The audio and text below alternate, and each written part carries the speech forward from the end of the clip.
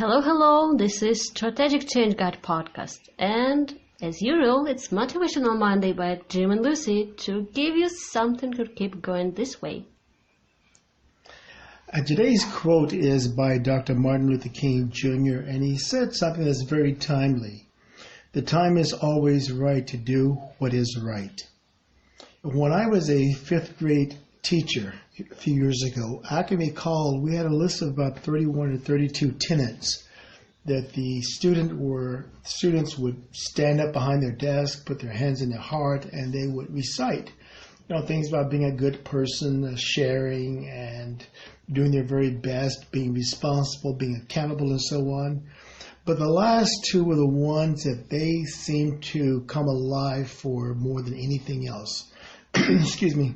They would just stand up straighter and they would say, and I will honor my heart to do the right thing, and the right thing is always the right thing. And their little chests would puff out when they said to do the right thing, because we all have this little feeling inside of us to know us that we're taking a course of action that we should not take, and that although no one else may never know what we're doing, we decide somehow that maybe we're going to do it because no one will know. We cheat an expense statement because, we could use the gas money or whatever it being.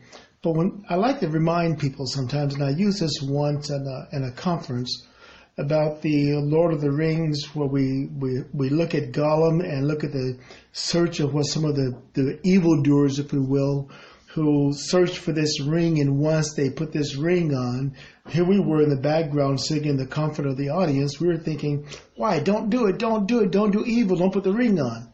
But let me ask you a question, because this whole premise came from a play written by, I believe, Aristotle on the ring of Gaius. And I'd like you to tell me, if you were given a ring and no one else knew about it, and the ring would cause you to be invisible, and not only invisible, you'd be able to do anything in the world and no one would know that you were doing it or ever did it, what would you do? Would you throw the ring back into the water, give it to your best friend? You could get the money, get a raise, you could snoop on somebody's best paper. What would you do? And before you jump quickly and say, I wouldn't do this or that, I'd just like you to sit back and think about it, what you would do. Because we have that cloak at us that no one else can see what we are doing. That's when our true self comes. When no one else is looking at it, the wife, the husband, the mom or dad, the school principal or the religious leader, that's who we become. That's a very interesting point, because you can always choose to do the right thing. And sometimes people just don't see if it is the right thing or not. They're getting confused. I'm not talking about global things. I'm talking about simple things. I remember I've been working to a big company full-time in an office. And once we had a business trip to South Africa. And I remember there were three of us, me and two of my colleagues, and we decided that we will be renting a car in there. We didn't actually need it that badly, but we wanted to use spare time and even to go to some parks and see things once we have this opportunity, because it's quite far and quite an interesting destination. So three of us, we decided we will rent that car. And that three of us, we will share expenses, obviously. Obviously, we have some amount that company was paying us daily, allowance for the business trip, but everything else we decided to share between the three of us. And I remember getting back, two of us, obviously we've been ready to pay, and one of us decided, no, we can file extra expenses to the company, so company will cover. So this is a bit tricky. Is it the right thing or not? To me and one more, my colleague, it wasn't looking right, and I still believe it is not right, because we agree on it additionally, separately from our expenses as business trip, because it was quite leisure expense. So those are the situations when you need to make a decision, and you need to listen to yourself, what is right and what is wrong. And it's not just about this. You meet with situations daily. There are simple things like be nice to people, smile to people, open door to a woman, or wave to someone, say hi. Those are the nice things. And to me, it didn't come that easy. Me, myself, I'm originally from post-Soviet country. So here the customs are quite different than in America, than in other countries. I remember first time, for example, I've been to London. I've been shocked. Every place you walk in, Starbucks, Simple Cafe, grocery store, hotel, anywhere you walk in, everybody will smile at you saying, "Hello, how are you doing?" That was a big shock to me. What's going on? Why so much attention to me? Because here in Ukraine, we are not accustomed to that. There are places where the service getting better, but even the service, classical service in the retail or restaurant HoReCa industry, it's pretty bad. It's pretty sad. No one will smile at you. We've been recently to the nicest restaurant with great assortment and great design, and the food is just fabulous, but service is terrible. It's really terrible. No one will smile. No one will serve you timely. Nothing is good. So these are the simple things you can change. Doing the right thing, behaving the right way. That's simple. That's right.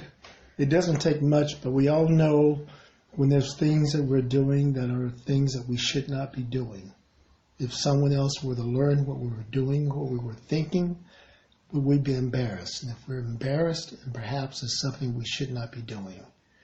Maybe we may feel like some portion of ourselves might be lost, but the greater portion of ourselves will be lost.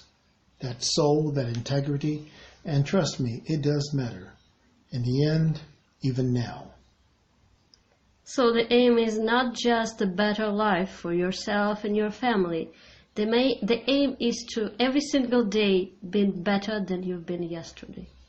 Just imagine if you had your son or your daughter on your knee at 5 years old. What would you tell them about the behavior you're thinking about engaging in? What advice would you give them? Would you tell them to cheat as long as you don't get caught? A little lie? There is such a thing as a little white lie? No, that's a slippery slope, isn't it?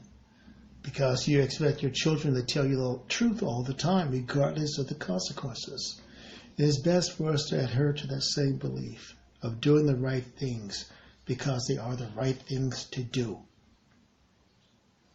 Exactly. So start doing it today. We are here for you to help you on your way, on your journey.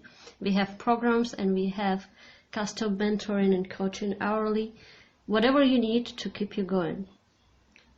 You can't find a better program to help you change your life and turn it from the inside out. Help you start achieving your goals rather than putting them off. And every day, every Monday morning, you say, I'm going to do this by Friday. Friday comes along and nothing's been done yet.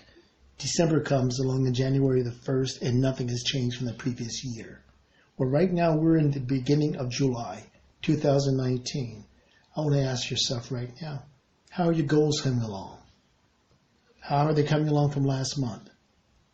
This is the time right now for you to pick yourself up and go make it happen. And we have the tools and the motivation to help you. Check us out. And also last week we just posted this video telling you and other people what we achieved for 6 months. So where are you on your annual plan? We are here to help. Send us an email and be good. Bye-bye.